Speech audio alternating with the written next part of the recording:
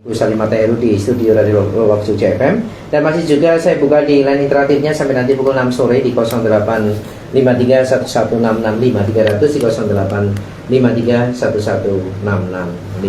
Silakan Bu Salimata. Ya, baik, saudara masih stay tune di Love Jogja FM dalam program Happiness Moment. Saya akan lanjutkan sesi kedua, saudara, ya. Jadi kayak kita sudah ngerti bahwa setiap pencobaan yang kita lewati, ujian yang kita sedang hadapi, kita harus percaya bahwa Tuhan tidak pernah memberikan kita masalah persoalan melebihi kekuatan kita. Tapi sebaliknya, kalau kita diuji, kita sedang menghadapi ujian-ujian kehidupan, bahkan Dia memberikan kita jalan keluar, ya.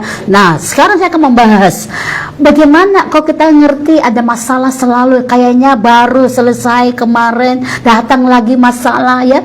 Atau satu minggu ini, satu bulan ini sepertinya kita merasa masalah datang berganti-gantian, gitu ya. Kadang bahkan belum satu selesai, datang lagi yang satu. Apa yang menyebabkan? Nah, memang secara umum ada beberapa hal yang saya catat di sini, saudara bisa perhatikan baik-baik. Kadang-kadang masalah itu muncul secara umum. Satu, ya, masalah itu datang mungkin karena kesalahan dari kita sendiri. Bisa jadi karena kita yang membuat masalah itu, mungkin, ya kan? Ada banyak kesalahan-kesalahan yang kita lakukan sehingga mungkin kita akhirnya terjebak dalam masalah itu sendiri. Jadi masalah itu datang mungkin karena diri kita sendiri. Oke? Nah, yang kedua, kadang betul masalah itu datang karena orang lain yang menimbulkan. Ya kan? Jadi kita nggak tahu ada masalah apa, tiba-tiba kita dilibat-libatkan, contoh gitu ya. Lalu kita akhirnya jadi orang yang terlibat dalam masalah itu, kita stres, kita takut, ya kan. Lalu yang ketiga, kadang masalah itu datang memang karena dibuat oleh iblis, ya. Tetapi ya, nah kalau anak-anak Tuhan dengan Tuhan, ya tentu dia bisa mengalahkan segala macam cobaan-cobaan yang memang dilakukan atau dikerjakan oleh si jahat itu, gitu ya.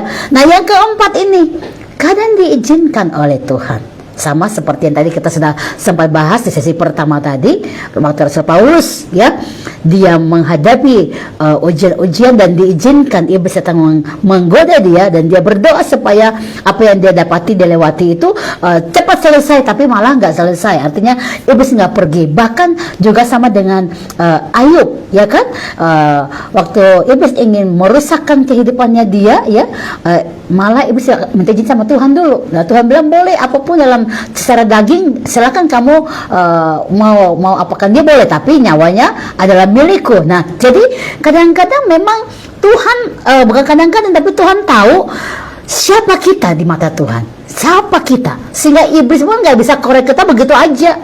Kenapa? Karena kita sangat berharga di mata Tuhan. Nah, saudara harus paham itu. Jadi kadang-kadang ujian ini kita lewati karena beberapa cara yang tadi. Nah, coba yang pertama, maka kita harus jauhkan diri supaya nggak ada bikin masalah dengan orang lain atau dalam situasi apapun. Yang kedua, jangan sampai kita tidak berhikmat sehingga kita terjebak dalam masalah orang lain. Dan yang ketiga, kalau memang kita diuji oleh Tuhan melalui banyak hal, tetap percaya Allah lebih kenal saudara, sehingga apapun yang kau hadapi, iblis tidak bisa menguasai dirimu, tapi Tuhan berkuasa atas hidupmu sehingga engkau akan keluar jadi orang yang menang. Nah, sekarang yang berikut saya mau bahas ini, bagaimana kita bisa menghadapi masalah. Nah, pastikan pola pandang kita berubah jika menghadapi ujian atau pencobaan hidup.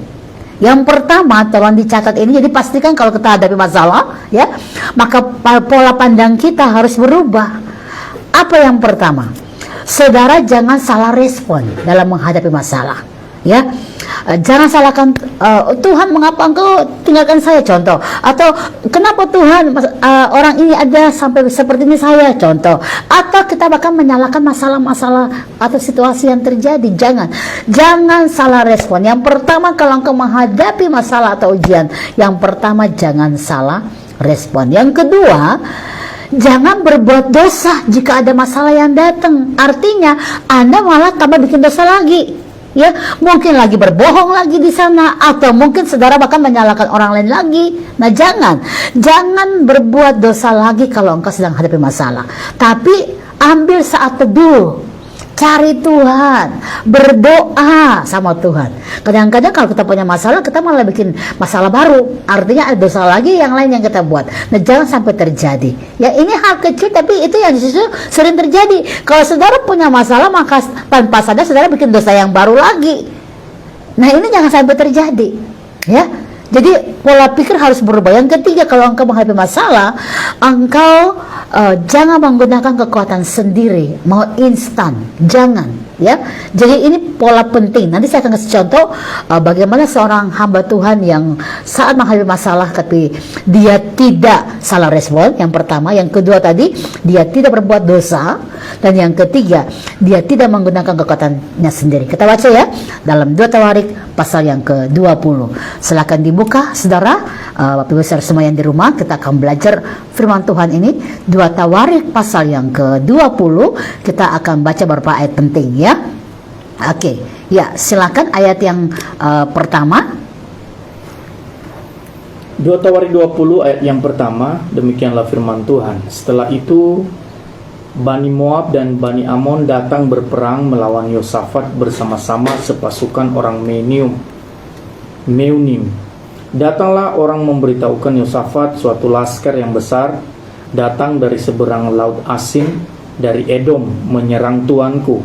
Sekarang mereka di Hazezon Tamar, yakni En-Gedi. Yosafat menjadi takut. Yosafat menjadi takut, yes. Lalu mengambil keputusan untuk mencari Tuhan. Ingat ini, Yosafat sedang menghadapi masalah yang besar. Dia dilawan atau diserang oleh 4 suku bangsa yang besar. Yosafat ini punya masyarakat atau bangsa yang kecil dan orang-orang yang gak terlatih banyak untuk berperang. Tapi orang-orang yang menyerang dia ini orang-orang yang pintar dalam perang. Tentu sebagai seorang pemimpin dia merasa sangat takut. Ini masalah yang besar, masalah nyawa keselamatan satu bangsa yang dia pimpin. Bayangkan dia nggak punya kekuatan itu, dia ngerti negaranya kecil, bangsanya kecil terbatas.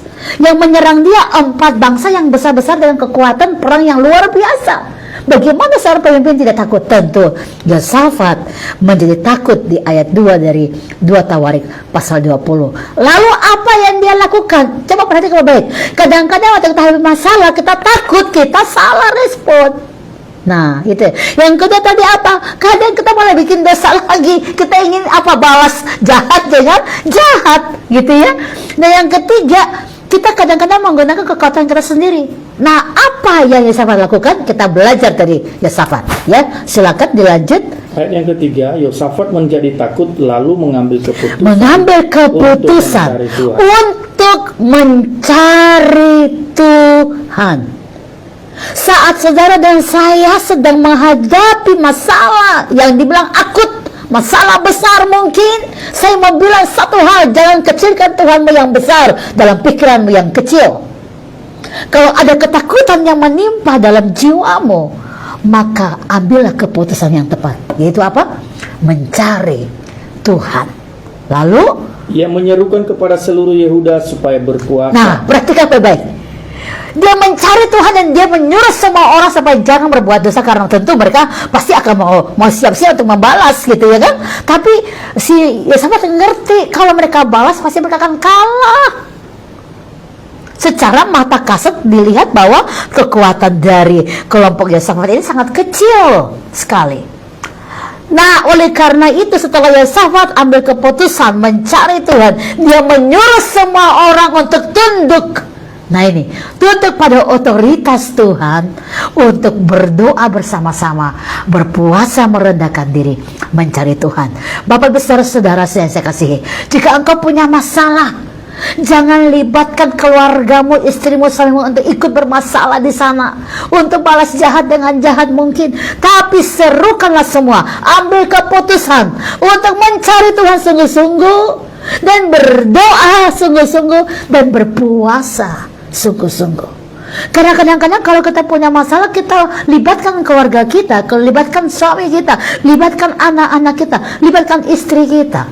Dan sebaliknya, kita libatkan suami kita dan seterusnya. Dan akhirnya kita nggak menemukan solusi. Sebaliknya semua terlibat dalam masalah dan semakin makin terpuruk karena semua jadi stres, tertekan. Dan iblis akhirnya ambil kesempatan untuk menjatuhkan saudara. Tetapi dalam firman Tuhan yang kita sedang baca ini, di ayat yang keempat menjelaskan lebih jauh lagi. Dan Yehuda berkumpul untuk meminta pertolongan daripada Tuhan. Mereka datang dari semua kota di Yehuda untuk mencari Tuhan. Pastikan kalau engkau punya masalah, persoalan, ajak semua keluargamu mencari Tuhan. Ayat yang kelima. Lalu Yosafat berdiri di tengah-tengah jemaah Yehuda dan Yerusalem di rumah Tuhan, di muka pelataran yang baru, dan berkata, "Ya Tuhan Allah nenek moyang kami, bukankah Engkau Allah di dalam sorga? Bukankah Engkau memerintah atas segenap kerajaan bangsa? Kuasa dan keperkasaan ada di dalam tangan-Mu, sehingga tidak ada orang yang dapat bertahan melawan Engkau." Yes, nah, jadi mari saat saudara punya masalah, ajak semua keluarga untuk ingat kembali akan kuasa Tuhan. Ingat bahwa Tuhan ini menolong kita, Tuhan bersama dengan kita. Saudara hadapi masalah-masalah di kantor saudara, dalam pekerjaan bisnis saudara, mari ambil keputusan yang tepat adalah pertama-tama cari Tuhan. Berdoa, berpuasa, merendahkan diri. Ayat 15 ini jaminan yang luar biasa yang akhirnya Yosafat dapatkan. Ayat 15 kita baca Tawarik 20 ayat yang ke-15. Dan berseru, "Camkanlah hai seluruh Yehuda dan penduduk Yerusalem dan tuanku Raja Yosafat. Beginilah firman Tuhan kepadamu. Janganlah kamu takut dan terkejut karena laskar yang besar ini, sebab bukan kamu yang akan berperang melawan, melainkan Allah." Haleluya. Bukan kamu yang berperang melawan mereka, tetapi Allah. Ini kemenangan yang luar biasa, saudara. Makanya kadang-kadang kita terlibat lagi dan terguling-guling dengan masalah karena kita ambil keputusan yang salah. Tapi hari ini saudara harus bangkit dan berkata, "Aku mau ambil keputusan mencari Tuhanku, dan seisi rumahku mencari Tuhanku." Dan engkau akan lihat, Alkitab berkata sangat jelas, engkau tidak perlu buat apa-apa karena Allah berperang menggantikan engkau. Luar biasa. Ini kemenangan kita orang percaya. Jadi kalau Tuhan lagi izinkan saudara hadapi masalah, jangan salah respon, jangan pakai kekuatan sendiri, jangan berbuat dosa, tapi ambillah keputusan, carilah Tuhan dengan sungguh-sungguh, dan engkau akan melihat bagaimana Allah bekerja dalam hidupmu. Allah memberikan engkau kemenangan. Ayat 29 dan 30, mari kita baca ayat ini, masih sama. Ini kemenangan orang-orang yang ambil keputusan mencari Tuhan saat menghadapi masalah. Ketakutan yang dari Allah menghinggapi semua kerajaan negeri lain. Yes. Ketika mereka mendengar bahwa Tuhan berperang melawan musuh-musuh Israel. Haleluya. Dan kerajaan Yosafat amanlah karena Allahnya mengaruniakan keamanan kepadanya di segala penjuru. Coba lihat, akhirnya musuh-musuh mendengar bahwa Tuhan yang berperang menggantikan Yosafat dan semua orang-orang yang bersama dengan Yosafat. Rasa takut itu sampai ke setiap musuh-musuhnya, saudara. Bahwa ini orang penting, Yosafat ini orang penting, Yosafat ini orang yang mengasihi Tuhan. Dan akhirnya musuh-musuhnya dikatakan mereka sama-sama saling menyerang. Dan Alkitab berkata kerajaan Yosafat aman karena Allahnya mengaruniakan kepadanya keamanan di segala penjuru. So, hadapi your giant, hadapi raksasa-raksasamu dalam hidupmu yang engkau takuti, yang engkau sedang merasa sampai teriang-iang dalam tidurmu, tidak bisa dengan nyenyak. Percaya, kalau engkau berkeputusan mencari Tuhan, engkau akan melihat kemenangan. Nah, apa maksud ujian-ujian yang kita lewati? Ya saudara, tolong dicatat, ini ada 4 hal yang saya bagikan. Ujian yang engkau hadapi itu tujuannya adalah 1, memurnikan hati saudara, untuk saudara mengenal Tuhan lebih dekat lagi dan mengasihi Dia lebih lagi. Itu tujuan yang pertama. Yang kedua, apa tujuan engkau menghadapi masalah-masalah? Membentuk karakter saudara untuk belajar lebih sabar, lebih tenang, lebih menguasai diri. Ya. Dan yang ketiga, apa tujuan engkau menghadapi masalah-masalah yang Tuhan izinkan itu?